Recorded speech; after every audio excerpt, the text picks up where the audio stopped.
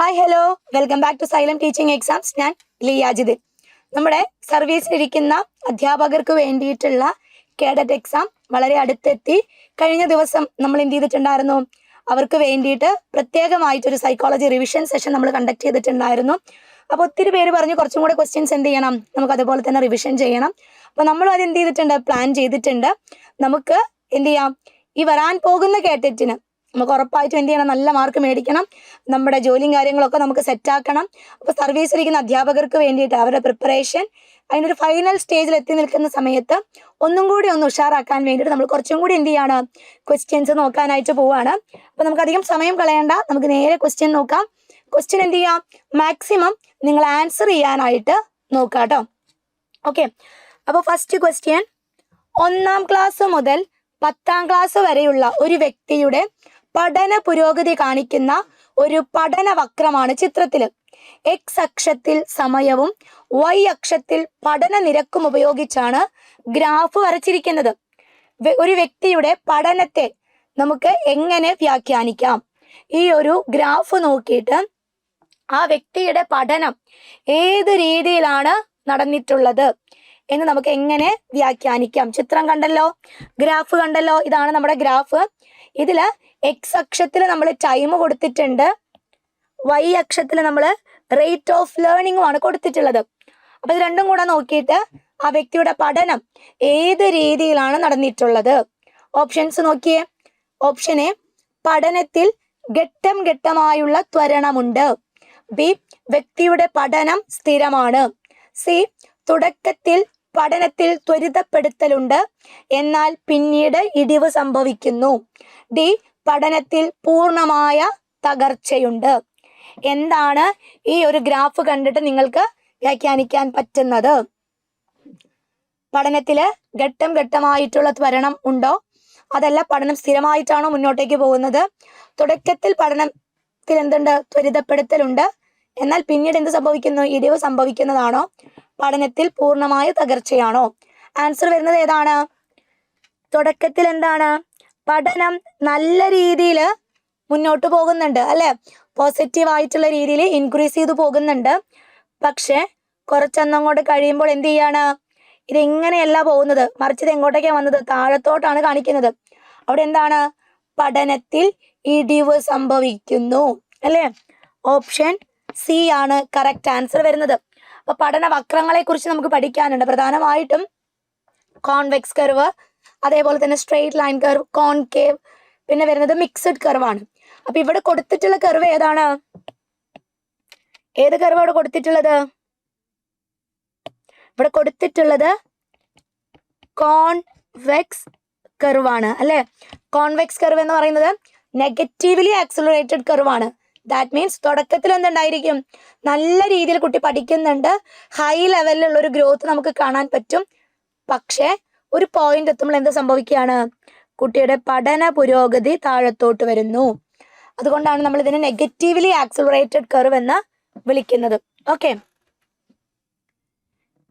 ഇനി അടുത്ത ക്വസ്റ്റ്യൻ, താഴെ പറയുന്ന പ്രസ്താവനകളിൽ അന്ത്യബാല്യത്തിൽ പ്രകടമാകാത്ത വികാസ പ്രവൃത്തി. താഴെ പറയുന്ന പ്രസ്താവനകളിൽ അന്ത്യബാല്യത്തിൽ പ്രകടമാകാത്ത വികാസ പ്രവൃത്തി ഏതാണ്?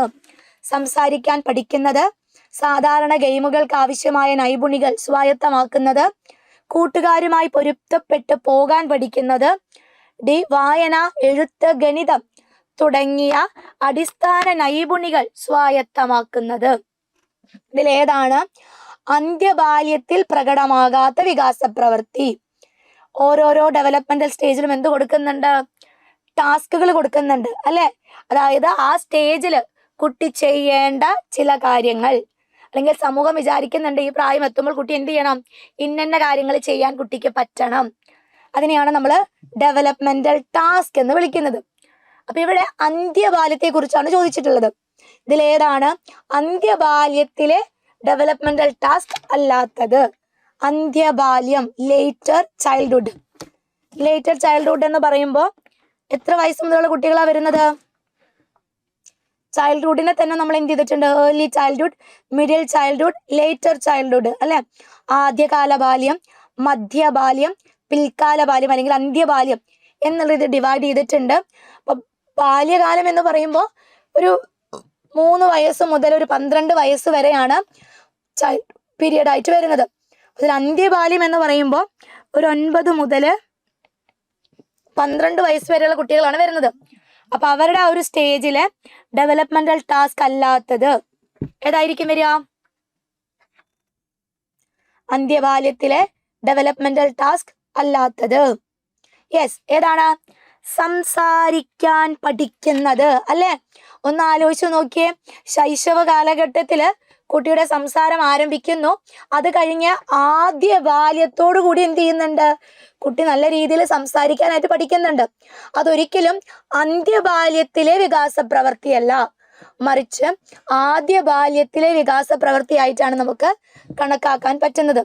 ബാക്കി കൊടുത്തിട്ടുള്ള എല്ലാ ഓപ്ഷൻസും ലേറ്റർ ചൈൽഡ്ഹുഡുമായിട്ട് ബന്ധപ്പെട്ട് വരുന്നതാണ്. അടുത്ത ക്വസ്റ്റ്യൻ, ഓരോ വ്യക്തിയെയും വേർതിരിക്കുന്ന സവിശേഷമായ ഘടകങ്ങളിൽ ഏറ്റവും ഉയർന്നു നിൽക്കുന്ന സവിശേഷകത്തിന് ആൽപോർട്ട് നൽകുന്ന പേര്. വ്യക്തിത്വം എന്ന് പറയുന്ന ഒരു ടോപ്പിക്കില് നമുക്ക് type approach, trait approach, humanistic approach, psycho analytic approach അല്ലെ, ഇന സമീപനം, സവിശേഷക സമീപനം, മാനവിക സമീപനം, മനോവിശ്ലേഷണ സമീപനം, ഇങ്ങനെയുള്ള കോൺസെപ്റ്റ് പഠിക്കാനുണ്ട്. അപ്പൊ അതില് സവിശേഷക സമീപനത്തില് നമ്മൾ കാണുന്ന ആളാണ് ആൽപോർട്ട്. അപ്പൊ ഇവിടെ കൊടുത്തിട്ടുള്ളത് ഓരോ വ്യക്തിയെയും വേർതിരിക്കുന്ന സവിശേഷമായ ഘടകങ്ങളിൽ ഏറ്റവും ഉയർന്നു നിൽക്കുന്ന സവിശേഷകം. ആ സവിശേഷകത്തിനെ ആൽപോർട്ട് എന്താണ് വിളിക്കുന്നത്?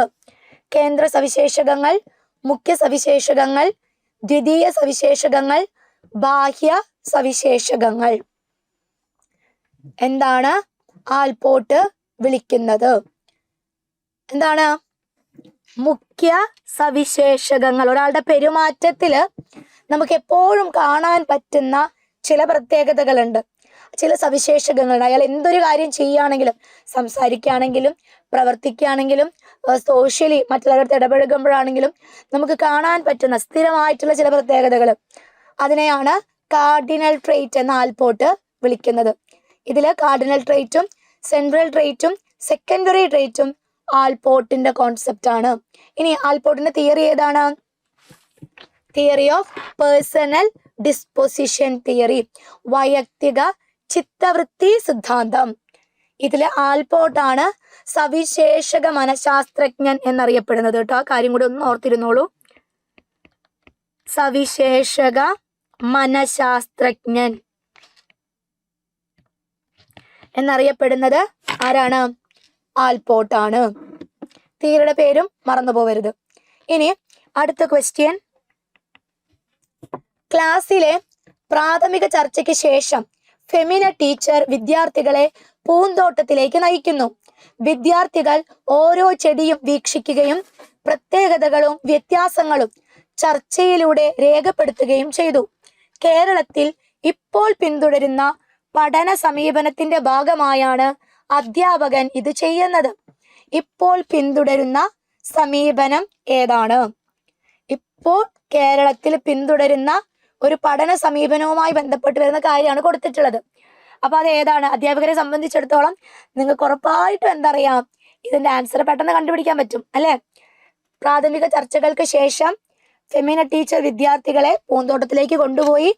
വിദ്യാർത്ഥികൾ ഓരോ ചെടിയും വീക്ഷിക്കുകയും അതിന്റെ പ്രത്യേകതകള്, വ്യത്യാസങ്ങള് ചർച്ചയിലൂടെ രേഖപ്പെടുത്തുകയും ചെയ്തു. കേരളത്തില് ഇപ്പോൾ നിലനിൽക്കുന്ന ഈ പഠന സമീപനത്തിന്റെ അല്ലെങ്കിൽ സമീപനം ഏതാണ്? പ്രോസസ് ഓറിയന്റഡ് അപ്രോച്ച്, ആക്ടിവിറ്റി അധിഷ്ഠിത സമീപനം, outcome forced approach, outcome forced, process oriented, activity അധിഷ്ഠിത സമീപനം. ഏതാണിത്? ഗ്രൂപ്പ് ഡിസ്കഷൻ നടത്തി, പിന്നീട് പൂന്തോട്ടത്തിലേക്ക് കൊണ്ടുപോയി ഓരോ ചെടികളെയും കാണിച്ചു കൊടുത്തു, അതിന് കൃത്യമായിട്ട് നിരീക്ഷിക്കാൻ പറഞ്ഞു, അതിന്റെ പ്രത്യേകതകള്, വ്യത്യാസങ്ങള് ചർച്ചയിലൂടെ രേഖപ്പെടുത്താൻ പറയുന്നു. ഇത് സമീപനത്തിന്റെ ഭാഗമായിട്ട് വരുന്നതാണ്. Outcome focused, process oriented, activity അധിഷ്ഠിത സമീപനം എല്ലാം വരുന്നുണ്ട് അല്ലെ? ഔട്ട്കം ഫോക്കസ്ഡ് ആണ്, പ്രോസസ് ഓറിയന്റഡ് ആണ്, ആക്ടിവിറ്റി അധിഷ്ഠിത സമീപനമാണ്. നെക്സ്റ്റ് ക്വസ്റ്റ്യൻ, നിങ്ങളുടെ ക്ലാസ്സിൽ ഒരു വിദ്യാർത്ഥിക്ക് ഭാഗികമായി കേൾവിക്കുറവുണ്ട്. ഒരു പെഡഗോജി ക്വസ്റ്റ്യൻ ആണ്. അവൾക്ക് ടീച്ചറെ നന്നായി പിന്തുടരാൻ കഴിയില്ല. സാഹചര്യം നേരിടാൻ നിങ്ങൾ എന്ത് നടപടി സ്വീകരിക്കും? ഇതും നിങ്ങൾക്ക് ചെയ്യാൻ പറ്റും, നിങ്ങൾക്ക് ഉത്തരം കണ്ടുപിടിക്കാൻ പറ്റും. കാരണം നിങ്ങൾ എന്താണ്, നിലവിൽ ഈ ഒരു സിറ്റുവേഷൻ നിങ്ങൾക്ക് കടന്നു പോയിട്ടുണ്ടാവും. അപ്പോൾ നിങ്ങളുടെ ക്ലാസ്സിൽ ഒരു കുട്ടിക്ക് എന്തില്ല, പാർഷ്വലി കേൾവിക്കുറവുണ്ട്. ആ കുട്ടിക്ക് നിങ്ങളെ പിന്തുടരാനായിട്ട് ശരിയായ രീതിയിൽ പറ്റുന്നില്ല. ആ സാഹചര്യം നേരിടാൻ നിങ്ങൾ എന്ത് നടപടിയായിരിക്കും സ്വീകരിക്കുക? അവളെ ഒരു സ്പെഷ്യൽ സ്കൂളിൽ അയക്കാൻ രക്ഷിതാവിനെ അറിയിക്കും. ബി, ക്ലാസ്സിലെ ഗ്രൂപ്പ് ലീഡർക്ക് അവളെ സഹായിക്കാൻ നിർദ്ദേശം നൽകാം. സി, റിസോഴ്സ് ടീച്ചറുടെ സഹായം ലഭ്യമാക്കാം. ഡി, ക്ലാസിന്റെ മുൻനിരയിൽ സീറ്റ് നൽകാം. ഗ്രൂപ്പ് ലീഡർ, റിസോഴ്സ് ടീച്ചർ എന്നിവരിൽ നിന്ന് പതിവ് സഹായം ക്രമീകരിക്കാം. എന്താണ് ചെയ്യേണ്ടത്? ഏത് നടപടിയാണ് നമ്മൾ സ്വീകരിക്കേണ്ടത്? റിസോഴ്സ് ടീച്ചർ അടുത്തേക്ക് വിടണോ? സ്പെഷ്യൽ സ്കൂളിൽ അയക്കണോ? ഗ്രൂപ്പ് ലീഡറോട് അവളെ സഹായിക്കാനായിട്ട് പറയണോ? അതെല്ലാം മുൻ സീറ്റിലേക്ക് ഇരുത്തിയാൽ മതി. എന്താ ചെയ്യേണ്ടത്? ക്ലാസിന്റെ മുൻനിരയിൽ സീറ്റ് നൽകാം. ഒപ്പം ഗ്രൂപ്പ് ലീഡർ, റിസോഴ്സ് ടീച്ചർ എന്നിവരിൽ നിന്ന് സ്ഥിരമായിട്ട് ഈ കുട്ടീനെ എങ്ങനെ നമുക്ക് നല്ല രീതിയിൽ മുന്നോട്ടേക്ക് കൊണ്ടുപോവാം, അതിനുവേണ്ടി എന്തൊക്കെ കാര്യങ്ങൾ ചെയ്യണം എന്നതിനെ കുറിച്ച് ഉള്ള കാര്യങ്ങൾ അവരുടെ അടുത്ത് നിന്നും സഹായം ചോദിക്കാം. ഇതൊക്കെ എന്ത് ചെയ്യാം? ആ കുട്ടിക്ക് നല്ല രീതിയിൽ പഠിക്കാനായിട്ട് ഹെൽപ്പ് ചെയ്യും. നെക്സ്റ്റ് ക്വസ്റ്റ്യൻ, ലീന മിടുക്കിയായ വിദ്യാർത്ഥിനിയാണ്. കഴിഞ്ഞ 2 ആഴ്ചയായി അവൾ മ്ലാനതയുള്ളവളായി തോന്നുന്നു. അവൾ ക്ലാസ്സിൽ അശ്രദ്ധയാണ്. അവളുടെ പ്രതികരണങ്ങൾ കുറവാണ്. ടീച്ചർ പരിഹരിക്കേണ്ട ചില പ്രശ്നങ്ങൾ എന്ത് ചെയ്യുന്നുണ്ട്? ലീന നേരിടുന്നു. ഇത്തരത്തിലുള്ള നിരീക്ഷണങ്ങളും അഭിപ്രായങ്ങളും ടീച്ചർ ഇതിൽ ശ്രദ്ധിക്കേണ്ടതാണ്. ഈ പറയുന്ന കാര്യങ്ങൾ അല്ലെങ്കിൽ ഈ നിരീക്ഷണങ്ങൾ, അഭിപ്രായങ്ങൾ ടീച്ചർ ഏതിലാണ് രേഖപ്പെടുത്തേണ്ടത്? ഏത് റെക്കോർഡിലാണ് രേഖപ്പെടുത്തേണ്ടത്? അധ്യാപകന്റെ അധ്യാപന കുറിപ്പ്, ക്യുമുലേറ്റീവ് റെക്കോർഡ്, ഉപാഖ്യാന രേഖ, അധ്യാപകന്റെ സ്വകാര്യ ഡയറി. ലീന എന്ന് പറയുന്ന മിടുക്കിയായ വിദ്യാർത്ഥിനി 2 ആഴ്ചയായിട്ട് ഭയങ്കര സൈലന്റ് ആണ്. ക്ലാസ്സിൽ ശ്രദ്ധിക്കുന്നില്ല, പ്രതികരണങ്ങൾ കുറവാണ്. അപ്പൊ അങ്ങനെയുള്ള പ്രശ്നങ്ങളൊക്കെ കണ്ടു. ഇത് എവിടെയാണ്, അല്ലെങ്കിൽ ഈ പ്രശ്നങ്ങൾ ഈ കുട്ടിക്കുണ്ട് എന്നുള്ളത് ടീച്ചർ എവിടെയാണ് രേഖപ്പെടുത്തേണ്ടത്? എവിടെ രേഖപ്പെടുത്തേണ്ടത്? ഉപാഖ്യാന രേഖ അല്ലെങ്കിൽ അനക്ഡോട്ടൽ റെക്കോർഡ് അല്ലെ. ചില പ്രത്യേക സംഭവങ്ങളും അതിനോടുള്ള കുട്ടിയുടെ പ്രതികരണങ്ങളൊക്കെ നമ്മൾ കൊടുക്കുന്നത് അനക്ഡോട്ടൽ റെക്കോർഡിലാണ്. ഓക്കെ, ക്യുമുലേറ്റീവ് റെക്കോർഡ് എന്ന് പറയുമ്പോൾ ഒരു കുട്ടിയുടെ വിദ്യാഭ്യാസ കാലഘട്ടത്തിലെ എല്ലാ തരത്തിലുമുള്ള വിവരങ്ങൾ രേഖപ്പെടുത്തുന്നതാണ് ക്യുമുലേറ്റീവ് റെക്കോർഡ്. അത് വളരെ ഫോമൽ ആയിട്ടുള്ള, ഔപചാരികമായിട്ടുള്ള ഒരു റെക്കോർഡാണ്. പക്ഷെ ഉപാഖ്യാന രേഖ എന്ന് പറയുന്നത് ഒരു ഇൻഫോർമൽ ആയിട്ടുള്ള റെക്കോർഡാണ് കേട്ടോ. ടീച്ചറാണ് അത് സൂക്ഷിക്കുന്നത്. നെക്സ്റ്റ് ക്വസ്റ്റ്യൻ, ശബരി ടീച്ചർ നൽകുന്ന ജോലികളും പ്രശ്നങ്ങളും എല്ലാം പെട്ടെന്ന് ചെയ്യുന്നു. അതിനുശേഷം സഹപാഠികളെ പ്രകോപിപ്പിക്കാൻ ശ്രമിക്കും. ഇത് ക്ലാസ്സിൽ പ്രശ്നമാകും. ഈ സാഹചര്യം സൂചിപ്പിക്കുന്നത് എന്താണ്? ശബരി എന്ന് പറയുന്ന ഒരു കുട്ടി ടീച്ചർ കൊടുക്കുന്ന വർക്കുകൾ അവൻ എന്ത് ചെയ്യുന്നുണ്ട്? പ്രോബ്ലംസ് ഒക്കെ പെട്ടെന്ന് സോൾവ് ചെയ്യുന്നുണ്ട്. പഠിക്കാൻ പറയുന്നതൊക്കെ വളരെ പെട്ടെന്ന് പഠിക്കുന്നുണ്ട്. ശേഷം ഒപ്പം എന്താ ചെയ്യുന്നത്? സഹപാഠികളെ പ്രകോപിപ്പിക്കാൻ ശ്രമിക്കുന്നു. ഇത് ക്ലാസ്സിൽ പിന്നീട് എന്താണ്? പ്രശ്നങ്ങൾ ഉണ്ടാക്കുന്നു. എന്താണ് ഈ സാഹചര്യം സൂചിപ്പിക്കുന്നത്? ശബരി ഒരു പ്രശ്നക്കാരനായ കുട്ടിയാണ്. അവനെ ശിക്ഷിക്കേണ്ടതുണ്ട്. ബി, ശബരിയുടെ ആവശ്യങ്ങൾ നിറവേറ്റുന്നതിന് അധ്യാപകൻ നൽകുന്ന പ്രവർത്തനങ്ങൾ ഉചിതമല്ല. സി, പ്രശ്നം സ്കൂൾ മേധാവിയെ അറിയിക്കുക. ഡി, ശബരിക്ക് കൃത്യമായ കൗൺസിലിംഗ് നൽകുകയും ചെയ്യാം. എന്താണ് ഈ സാഹചര്യത്തിൽ നമ്മൾ മനസ്സിലാക്കേണ്ടത്? വർക്കുകളൊക്കെ ചെയ്യുന്നുണ്ട്, പെട്ടെന്ന് ചെയ്യുന്നു, പിന്നീട് അവന് സമയം ബാക്കിയുണ്ട്. അപ്പൊ അവൻ എന്ത് ചെയ്യാണ്? അവന് ബോറടിക്കുകയാണ്. അവൻ അപ്പുറത്തോനെ തോണ്ടി ഇപ്പുറത്തോനെ തോണ്ടി പ്രശ്നങ്ങൾ ഉണ്ടാക്കുന്നു. ഇവിടെ മനസ്സിലാക്കേണ്ട കാര്യം എന്താണ്? യെസ്, എന്താണ്? ബി ആണ് വരിക അല്ലെ. ശബരിയുടെ ആവശ്യങ്ങൾ നിറവേറ്റുന്നതിന് അധ്യാപകൻ നൽകുന്ന പ്രവർത്തനങ്ങൾ ഉചിതമല്ല. Okay, next question. സർഗാത്മകതയുടെ പ്രധാന ഘടകമല്ലാത്തത് ഏതാണ്? തന്നിട്ടുള്ളതില് സർഗാത്മകതയുടെ പ്രധാന ഘടകം അല്ലാത്തത് ഏതാണ്? ഒറിജിനാലിറ്റി, ഒഴുക്ക്, അച്ചടക്കം, വഴക്കം. ഇതിലേതാണ് സർഗാത്മകതയുടെ പ്രധാന ഘടകം അല്ലാത്തത്?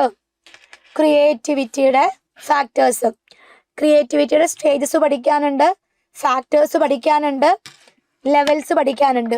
ഇപ്പൊ ചോദിച്ചിട്ടുള്ളത് ഇതിലേതാണ് ഘടകമല്ലാത്തത്? ഏതാണ് ആൻസർ വരിക? അച്ചടക്കമാണ് അല്ലെ. ക്രിയേറ്റിവിറ്റി എന്ന് പറയുമ്പോൾ കുട്ടികൾക്ക് എന്തുണ്ടായിരിക്കണം? സ്വതന്ത്രമായിട്ട് അവർക്ക് അവരുടേതായിട്ടുള്ള രീതിയിൽ ചിന്തിക്കാനും പറയാനും പ്രവർത്തിക്കാനുള്ള അവസരം ഉണ്ടാവണം. അത് ചിലപ്പോൾ എന്താവില്ല, അച്ചടക്കത്തോടു കൂടി അവർക്ക് ചെയ്യാൻ പറ്റില്ല. അപ്പോൾ ഇൻഡിസിപ്ലിൻ ആണ് സർഗാത്മകതയിൽ നമുക്ക് കാണാൻ പറ്റുന്നത്. ഒരിക്കലും അച്ചടക്കം എന്ന് പറയുന്നത് എന്തല്ല, ക്രിയേറ്റിവിറ്റിയുടെ ഒരു ഫാക്ടർ അല്ല. പിന്നെ ഒറിജിനാലിറ്റി, അതേപോലെ തന്നെ ഫ്ലെക്സിബിലിറ്റി, ഫ്ലോ, ഒഴുക്കം, ഇതെന്താണ്? സർഗാത്മകതയിൽ കാണുന്ന ഘടകങ്ങളാണ്. അടുത്ത ക്വസ്റ്റ്യൻ. A.H. മാസ്ലോ നിർദ്ദേശിച്ച അടിസ്ഥാന മനുഷ്യ ആവശ്യങ്ങളുടെ ശരിയായ ശ്രേണി തിരിച്ചറിയുക. എബ്രഹാം മാസ്ലോയുടെ ആവശ്യങ്ങളുടെ ശ്രേണിയാണ് നമുക്ക് പഠിക്കാനുള്ളത് അല്ലെ.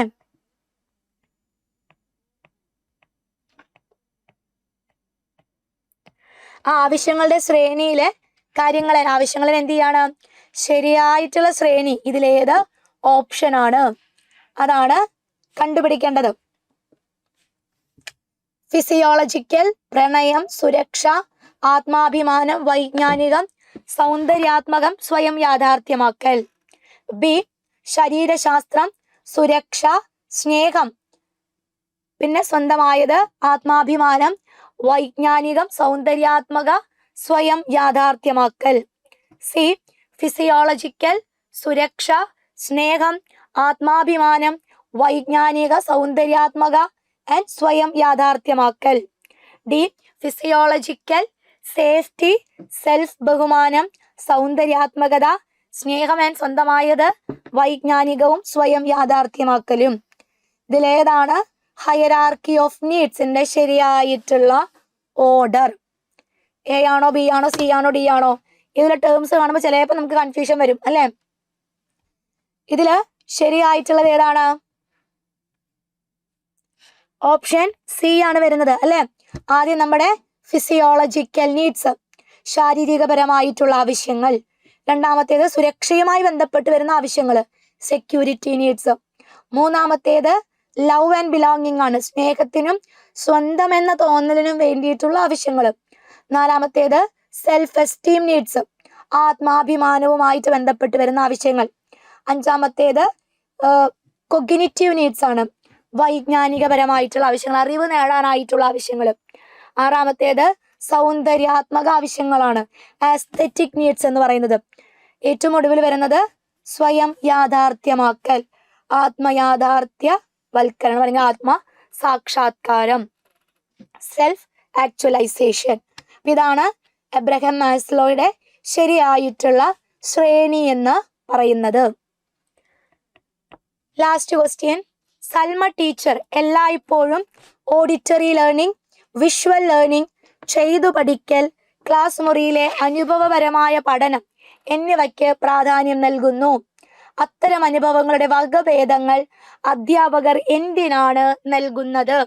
ഇതിന്റെ ആൻസർ നിങ്ങൾക്കറിയാം അല്ലെ. എന്താണ്? സൽമ ടീച്ചർ എല്ലായ്പ്പോഴും എന്താ ചെയ്യുന്നത്? ഓഡിറ്ററി ലേണിംഗ്, വിഷ്വൽ ലേണിംഗ്, ചെയ്തു പഠിക്കൽ, ക്ലാസ് മുറിയിലെ അനുഭവപരമായ പഠനം എന്നിവയ്ക്ക് പ്രാധാന്യം നൽകുന്നു.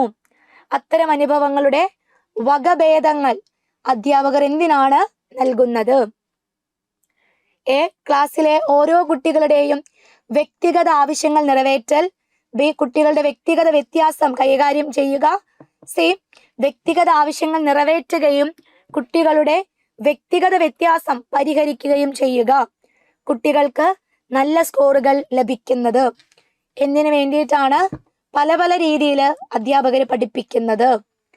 Auditory learning, visual learning, experiential learning, ഇതിനെല്ലാം ടീച്ചർ പ്രാധാന്യം കൊടുക്കുന്നത് എന്തിനു വേണ്ടിയിട്ടാണ്?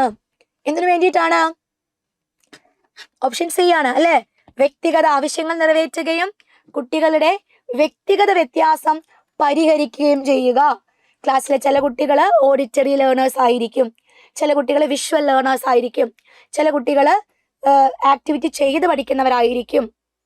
അപ്പൊ അവരുടെ ആവശ്യങ്ങൾ നിറവേറ്റപ്പെടുകയും അവരുടെ കഴിവുകൾ വികസിക്കുകയും അതിന്റെ ഭാഗമായിട്ട് പഠനം നല്ല രീതിയിൽ നടത്താനും വേണ്ടിയിട്ടാണ് ഇങ്ങനെ പല പല വകഭേദങ്ങൾ അധ്യാപകര് ഉപയോഗിക്കുന്നത്.